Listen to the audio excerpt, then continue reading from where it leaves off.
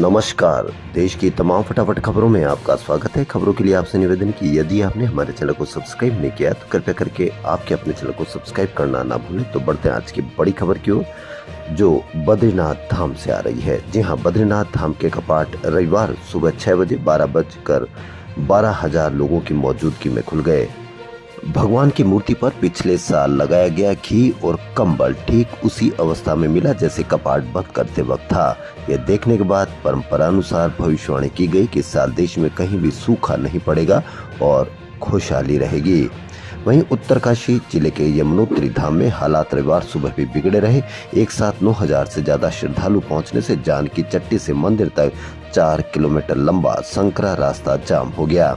अंत में पुलिस ने लोगों से अपील की कि वह यमुनोत्री न आए। यात्रा एक दिन स्थगित करने की भी योजना बनी, लेकिन प्लान बदलना पड़ा। प्रधानमंत्री नरेंद्र मोदी ने कहा कि मुझे गरीब, दलित, पिछड़े और आदिवासियों की सेवा करने के लिए परमात्मा ने धरती पर जन्म दिया है। तुष्टीकरण में डूबी कांग्रेस, टीएमसी और लेफ्ट आरक्षण को धर्म के आधार पर बांटना चाहती है। मोदी वंचितों के अधिकार का चौकीदार है। रविवार को बैरकपुर और हुगली की सभा में ये मोदी ने कहा कि मेरी गारंटी है कि राम मंदिर पर फैसला पलटा नहीं जाएगा और सीए को लागू करने से कोई नहीं रोक सकता है। राम मंदिर का हर जगह चुनावी भाषण के दौरान उपयोग करना ये कहां तक उचित है धर्म के आधार पर, इस पर आप अवश्य कमेंट करें। वहीं कांग्रेस नेता राहुल गांधी ने कहा कि भाजपा टेम्पो वाले अमीरों से मिले नोटों की गिनती करने में जुटी है। कांग्रेस देश में जातिगत गणना कराएगी, इससे समाज के हर वर्ग की न्यायपूर्ण हिस्सेदारी सुनिश्चित होगी।